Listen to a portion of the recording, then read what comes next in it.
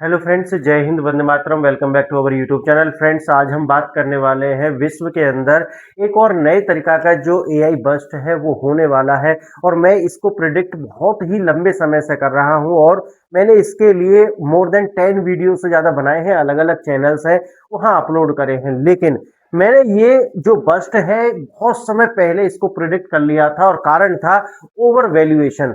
देखिए, मुझे पहले भी पता था कि आप देखिए, जब कोरोना आया था उससे पहले अगर आप एनवीडिया या फिर ये दुनिया की जो सबसे बड़ी एआई चिप मेकर कंपनियां हैं, इनके जो शेयर्स थे वो $2, $5, $4 इस हिसाब से थे।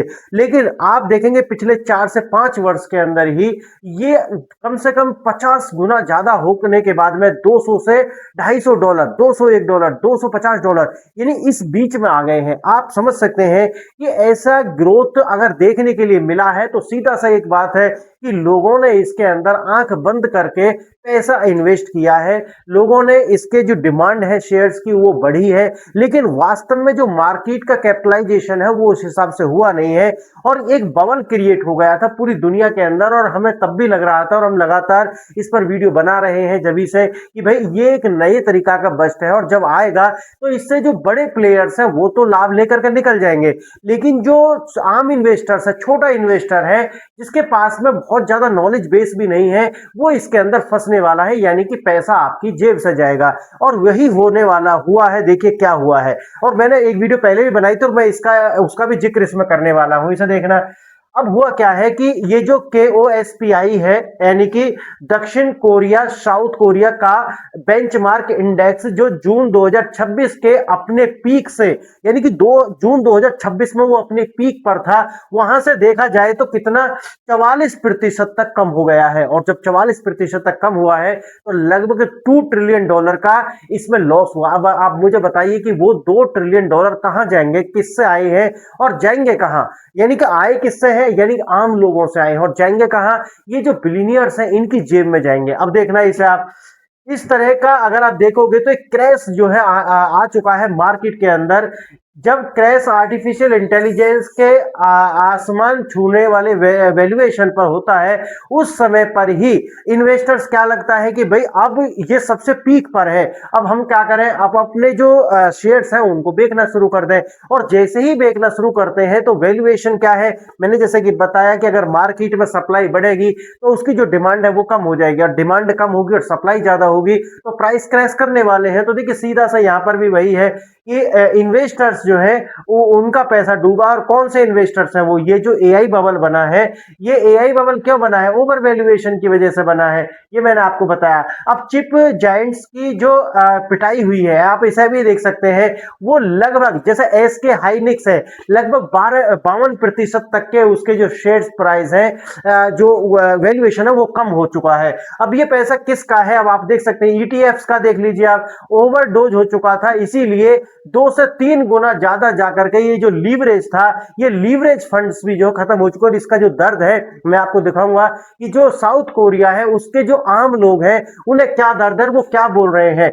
अब पहले, इससे पहले आप ये देखिए कि जो सबसे इसमें कंट्रीब्यूशन जो किया है वो चाइना ने भी किया है, यानी कि इस क्रैश के अंदर चाइना का भी कंट्रीब्यूशन है। वो क्या है इसे देखिए। ठीक है, ये जो हाई बैंडविड्थ मेमोरीज जो होती है, ये मेमोरी जो रैम जिसे हम बोलते हैं, को एक अत्याधुनिक और सुपर फास्ट तकनीक है जिसे विशेष रूप से आर्टिफिशियल इंटेलिजेंस, सुपर कंप्यूटर्स और high and graphics designing GPUs के लिए काम किया जाता है। इसे ड्रीम मेमोरी भी कहते हैं। अब आप कहोगे कि इससे क्या इसका कनेक्शन है? इससे कनेक्शन ये है कि अब चाइना की जो एक कंपनी है उसने अपने आप को लिस्ट किया शेयर मार्केट में, और उसके मार्केट में आने से इन्होंने करा क्या है कि पहले जिस तरीका से ये जो हाई बैंडविड्थ मेमोरी थी, इससे कम प्राइस पर अपने जो शेयर्स हैं वो लिस्ट किए हैं। अब मुझे बताइए, जो हाई शेयर वाला है वो बेचेगा और जो लो प्राइस शेयर वाला है उसमें जाकर के इन्वेस्ट करेगा।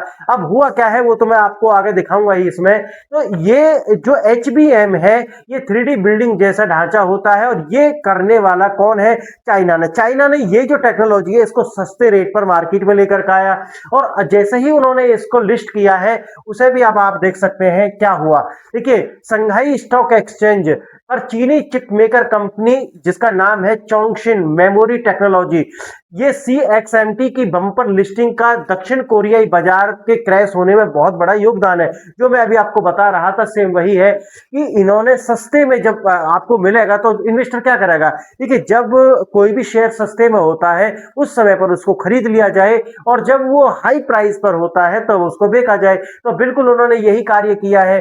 अब इन्होंने ये जो योगदान दिया है, देखिए जिस कंपनी को जयशंकर मेमोरी कह रहे हैं और वही जो हाई बैंडविड्थ मेमोरी है, ये जेनजिंग मेमोरी टेक्नोलॉजी CXMT, ये ऐतिहासिक लिस्टिंग हुई है इसकी। और ऐतिहासिक क्यों हुई है उसे देखिए आप, इसको समझ में आएगा।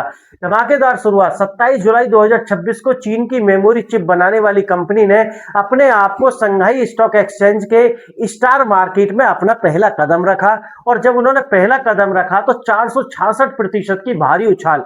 देखिए लिस्टिंग के पहले ही दिन कंपनी के शेयर में लगभग 466% से अधिक की तेजी आई। इसका सही तात्पर्य है कि जो वो लेकर के चले थे उससे 466% ज्यादा उसकी डिमांड हुई जितना उन्होंने सोचा था। चीन की सबसे मूल्यवान कंपनी इस उछाल के साथ ही CXMT का मार्केट कैपिटलाइजेशन, जिसे मार्केट कैप कहते हैं, और ये मार्केट कैप टोटल वैल्यूएशन से ज्यादा होता है। जैसे आप एप्पल का देख लीजिए, माइक्रोसॉफ्ट का देख लीजिए, या फिर इनका भी देखिए आप एनवीडिया का आप देख लीजिए। तो जो मार्केट की जो कंपनी की टोटल वैल्यू होती है उससे कहीं ज्यादा होता है मार्केट कैपिटलाइजेशन। करीब 484 अरब डॉलर से लेकर के 500 अरब डॉलर के पार पहुंच गया।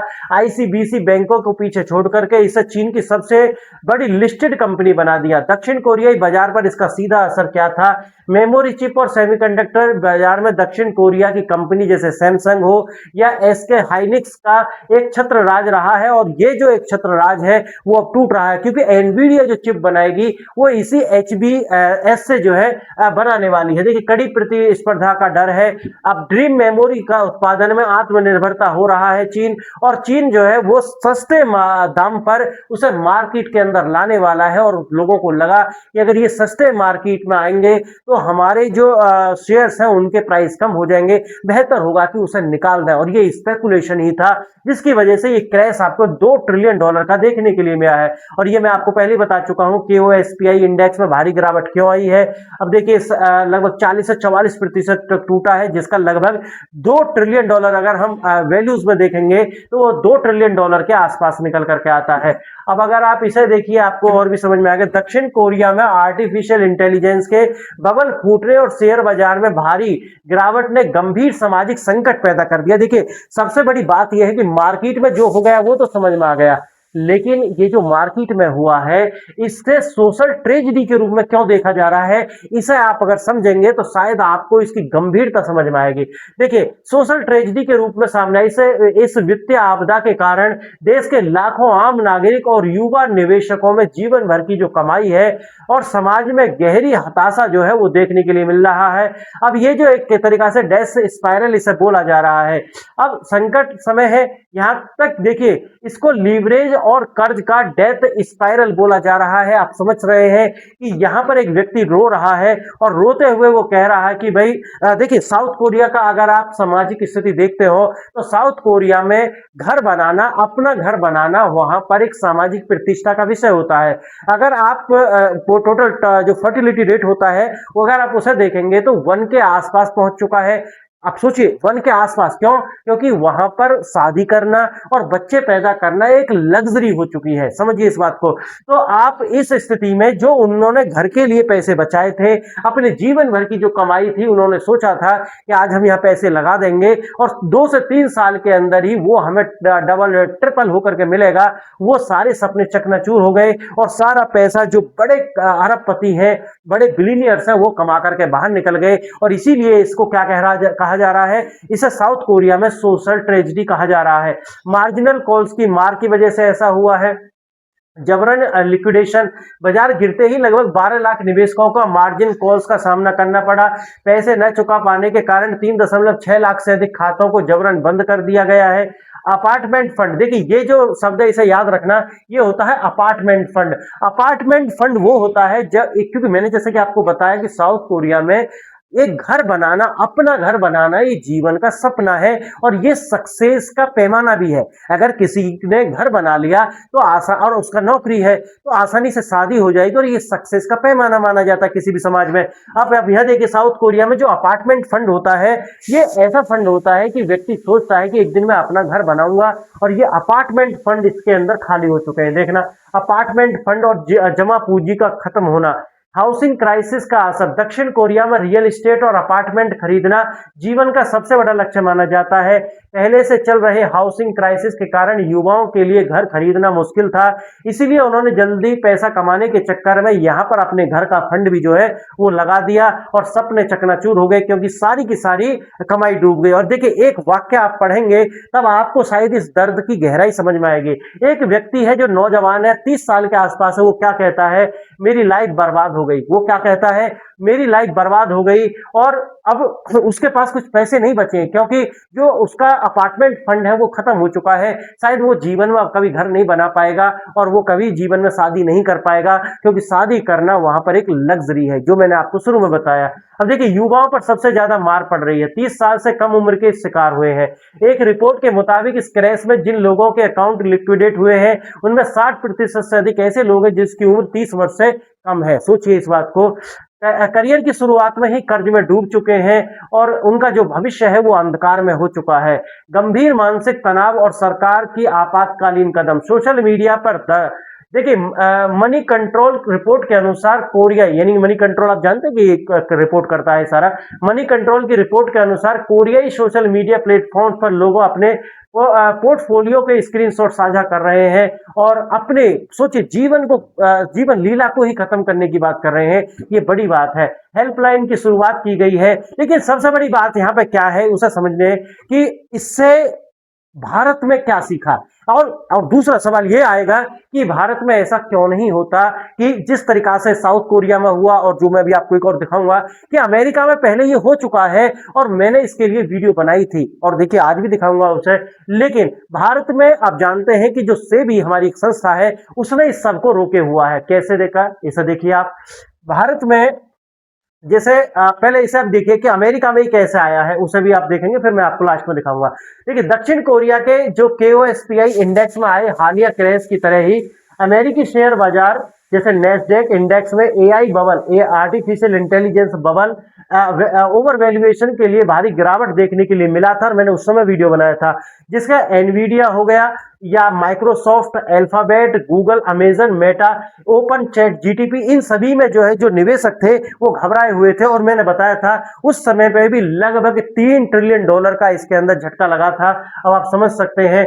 Return on the investment ROI पर सवाल। अंधाधुंध खर्च। टैग दिग्गज AI infrastructure, data centres, chip पर पानी की तरह पैसा बहाया गया और ओवर वैल्यूएशन किया गया। और जब आप जानते हैं कि एक्सपेक्टेशंस और रियलिटी हमेशा गैप होता है दोनों के बीच में, तो लोगों को लगा कि नहीं भैया पैसा लगा दीजिए, क्योंकि AI का जमाना है और हमारे जो शेयर्स हैं वो हो सकता है डबल, ट्रिपल या फिर 50 टाइम्स भी हो सकते हैं। आप समझ सकते हैं मेरी बात। तो जिनके लिए पैसे लगाए लेकिन पैसे डूब गए, कारण ओवर वैल्यूएशन। देखिए, आप एक समय से ज्यादा अगर बैलून को फुलाएंगे तो बैलून क्या करेगा, बैलून बस्ट हो जाएगा। तो सेम मार्केट का भी हिसाब है, अगर मार्केट को ज्यादा इन्फ्लेटेड करोगे तो मार्केट में बस्ट होना तय है। तो वही यहाँ पे हुआ है। देखिए, कम कमाई वाला। वॉल स्ट्रीट के निवेशकों और वित्तीय विश्लेषकों का मानना है कि इस भारी निवेश के मुकाबले में AI से होने वाली वास्तविक कमाई अभी बहुत कम है। निवेशकों ने पूछना शुरू कर दिया है कि इस भारी खर्च का मुनाफा कब मिलेगा, कभी नहीं मिलेगा। देखिए, सर्कुलर फाइनेंसिंग का डर है। एनवीडिया पर संदेह। चिप मेकर दिग्गज एनवीडिया के शेयर में भारी गिरावट आई, इसलिए क्योंकि कंपनी पर सर्कुलर फाइनेंसिंग का आरोप की चिंताएं बढ़ी। इसका मतलब है कि वो एक और से पैसा ले रहे हैं, यानी कि पैसा पैसा पैसा को, वही पैसा बार बार क्या आ रहा है, मार्केट में आ रहा है, और सेम मनी को ही बार बार मल्टीप्लाई की जा रही है, जिससे मार्केट इन्फ्लेटेड हो चुकी है। तो एक तो ये होगा। दूसरा, खुद के ग्राहकों की फंडिंग। रिपोर्ट के अनुसार एनवीडिया अपनी चिप खरीदने वाली कंपनी यानी कि ओपन AI के डेटा सेंटर्स प्रोजेक्ट्स को खुद ही अरबों डॉलर की फंडिंग कर रही है। यानी कि जो कर्ज लेने वाला, कर्ज देने वाला, एक इस जेब में से निकाल रहे हैं, इस जेब में रख रहे हैं, इस तरीका से, यानी कि मनी बन नहीं रही है। समझिए, मनी जनरेट नहीं कर रहे हैं ये, बल्कि उसी मनी को क्या कर रहे हैं, मार्केट में घुमा रहे हैं। तो एक ये भी है। तो यहां से कहां से आप सोचिए जो लाभ है कहां से कमाएंगे। बाहरी कंस्ट्रक्शन रिस्क 1990 का वही .com बबल जैसा बना था, जैसे मार्केट सबने भाई अपनी अपनी वेबसाइट बना लीजिए, हो सकता है आने वाले समय में ये बिलियंस डॉलर की हो जाए, वही स्थिति यहाँ पर बनी हुई है। तो देखिए चिंता तो बहुत है, लेकिन लास्ट में भारत एक इसके अंदर चमकता हुआ दीप है। भारत एक शाइनिंग आइलैंड कह सकते हैं इसे, और हम बचे हुए हैं। क्यों बचे हुए हैं उसका देखिए आप। भारत के पास में एक सेबी संस्था है, जैसे हम बोलते हैं security exchange board of India, यानी कि भारतीय प्रतिभूति और विनिमय बोर्ड। अमेरिका और दक्षिण कोरिया जैसे बाजारों में हाल ही में एआई बबल क्रैश हुए, भारी उतार चढ़ाव जो देखने के लिए मिल रहे हैं, उस तरीका के जो है भारत के अंदर नहीं मिलते। कारण क्या है, कई सख्त और अग्रिम सुरक्षा कदम भारत ने उठाए हैं, भारत की इस एजेंसी ने उठाए हैं। और दक्षिण कोरिया के जो सिंगल स्टॉक जो लीवरेज्ड ईटीएफ्स होते हैं, उनमें भारी मार्जिन ट्रेडिंग के कारण वहां पर यह स्थिति हुई है। लेकिन सेबी ने भारतीय शेयर बाजार में जोखिम कम करने के लिए कुछ ऐसे कदम उठाए जिन्हें अगर आप देखेंगे आपके एग्जाम के लिए और सामान्य जीवन के लिए और डिबेट के लिए भी महत्वपूर्ण है। पहला देखना, लीवरेज प्रोडक्ट्स और डेरिवेटिव्स पर सख्त नियंत्रण है। पहला, हाई रिस्क प्रोडक्ट पर रोक लगाई हुई है। सेबी भारत में रिटेल निवेशकों के लिए सिंगल स्टॉक लीवरेज्ड ईटीएफ्स जैसे कोरिया का 2 गुना हो चुका था अनुमति नहीं देता, जिससे अचानक आने वाली गिरावट के समय पैनिक सेलिंग का खतरा कम हो जाता है। दूसरा, डेरिवेटिव्स सेगमेंट में सख्ती, यानी कि इक्विटी डेरिवेटिव्स विशेषकर शॉर्ट ड्यूरेशन ऑप्शंस में अत्यधिक सट्टेबाजी को रोक करके क्या करती हैं, मार्केट को अचानक से क्रैश होने से रोकती हैं। उसके बाद है एआई और एल्गो ट्रेडिंग के कड़े नियम है। 2026 में ये फ्रेमवर्क बनाएगा। अनिवार्य स्टॉक एक्सचेंज मंजूरी, किसी भी एआई आधारित या ऑटोमेटेड एल्गो ट्रेडिंग स्ट्रेटजी को लाइव करने से पहले संबंधित स्टॉक एक्सचेंज यानी कि जैसा सेबी से पूर्व मंजूरी लेना अनिवार्य कर दिया गया है। देखिए इसकी आलोचना होती है, बहुत बड़े बड़े विशेषज्ञ हैं, वो कहते हैं कि देखिए हम क्या कर रहे हैं, दुनिया की मार्केट आगे बढ़ रही है लेकिन हम तो कुछ कर ही नहीं पा रहे हैं। जो सेबी है उसको रोकना चाहिए, उसको थोड़ा सा और लीवरेज देना चाहिए, लेकिन नहीं होगा। देखिए इसको, क्योंकि हम नहीं चाहते कि हमारे यहाँ इसी तरीका से आम लोगों का पैसा डूब जाए। अनिवार्य स्टॉक एक्सचेंज मैंने जैसा आपको बता दिया, यूनिक एल्गो आईडी बनाना हो, हर ऑटोमेटेड ट्रेडर्स ऑर्डर के साथ ही एक यूनिक ट्रैकिंग टैग और आईडी जुड़ी होती है, जिसमें मार्केट मैनिपुलेशन को तुरंत पकड़ा जा सकता है। तीसरा, व्हाइट बॉक्स और ब्लैक बॉक्स का वर्गीकरण, सेबी ने पारदर्शिता यानी कि व्हाइट बॉक्स को गुप्त कोडिंग वाले ब्लैक बॉक्स एल्गो को वर्गीकरण किया है। ब्लैक बॉक्स का इस्तेमाल करने वाले प्रोवाइडर्स के लिए रिसर्च एनालिस्ट के रूप में पंजीकरण और ऑडिट के कड़े नियम बनाए गए हैं। चौथा, सिस्टम सुरक्षा और स्टैटिक देखना आईपी, रिटेल निवेशकों की सुरक्षा के लिए एपीआई आधारित ऑटोमेटेड ट्रेडिंग में 2 फैक्टर ऑथेंटिकेशन फिक्स्ड और स्ट्रेटेजिक आईपी, यानी कि जो आईपी एड्रेस होता है ना वो स्टैटिक बना दिया है और आपकी पहचान आसानी से हो सकती है। देखिए मार्केट प्रोटेक्शन पैरामीटर्स, अचानक भारी नुकसान से बचने के लिए स्टैंडर्ड्स मार्केट ऑर्डर्स के बजाय price range limited market protection तय करने के लिए ये प्राइस स्टैंडर्ड मार्केट ऑर्डर्स के बजाय प्राइस रेंज लिमिट रखी गई है। उसी तरीके से देखिए एआई जोखिम पर विशेष एडवाइजरी जारी की गई है। एआई रिस्क एडवाइजरी जारी करना, सेबी ने वित्तीय संस्थानों के लिए उन्नत एआई टूल्स जैसे क्लाउड माइथोज जैसे प्रणालियों से जुड़े साइबर खतरों और मार्केट कमजोरियों को पहचानने के लिए एक विशेष एडवाइजरी जारी की है। और देखना, साइबर सुरक्षा एआई टास्क फोर्स का गठन किया गया है। मार्केट इंफ्रास्ट्रक्चर संस्थान एनएसई, बीएसई और डिपॉजिटरी के साथ मिलकर सेबी ने एक विशेष टास्क फोर्स बनाई है जो एआई आधारित साइबर हमलों और तकनीकी गड़बड़ियों पर निगरानी रखता है। आप समझ रहे हैं ना, यानी कि भारत में ये सब नहीं होता बल्कि अमेरिका में हो चुका है। अब आप साउथ कोरिया में देख रहे हैं, आने वाले समय में आप चाइना में भी देखेंगे, लेकिन ये भारत में क्यों नहीं होता। आप इस सेबी का दूरदर्शिता देखिए। उसके बाद देखिए Sudarshan AI tool, digital ecosystem और सोशल मीडिया पर भ्रामक दावे करने वाले या अवास्तविक रिटर्न का लालच देने वाले अनऑथराइज्ड या अनरजिस्टर्ड वित्तीय सलाहकारों पर नकेल कसने के लिए सेबी ने अपने इन हाउस एआई टूल को सुदर्शन, समझना इस बात को, सुदर्शन ऐसा टूल है, अगर कोई आपको कह रहा है कि भाई 24 घंटे में पैसे डबल कर देंगे, शेयर मार्केट बढ़ जाएगी, उसके लिए इन्होंने एक एआई बेस्ड, और उसको ये ट्रैक करेगा, उसका डेटा निकालेगा और उस पर हमारी कार्रवाई हो जाएगी। सेबी चेक टूल देखना, आम निवेशक को धोखाधड़ी से बचाने के लिए यूपीआई इंटरफेस के साथ लिंक्ड अंदर सेबी चेक टूल लॉन्च किया गया है ताकि निवेश करने से पहले ही ब्रोकर की सत्यता की जांच हो जाए। ये सारे कदम उठाए गए हैं और इसीलिए हम कहते हैं कि भारत में ये नहीं होगा। कारण है हम पहले से हमने बेशक थोड़ा सा इसे टाइट किया है, लेकिन हमारी एजेंसियां इस पर कार्य करी है कि नहीं भाई हम ये नहीं होने देंगे। और देखो ये सारा कुछ मैंने आपको जो बताया है यहाँ लिखा हुआ है 44% तक की ऐतिहासिक जो गिरावट है, ये पहले कभी नहीं देखने के लिए मैं लगभग $2 ट्रिलियन सोचना, लगभग $2 ट्रिलियन का ये शौक है, क्योंकि आम लोगों का जो पैसा है वो पूरी तरीका से डूब चुका है। तो आज बताइए फ्रेंड्स, ये वीडियो आपको कैसा लगा? जागरूकता से भरा हुआ है और मैं आपसे फिर कहता हूं निवेश करें, लेकिन सेबी की जो गाइडलाइंस है उन्हें फॉलो करते हुए। आपने वीडियो देखा इसके लिए धन्यवाद। जय हिंद, जय भारत।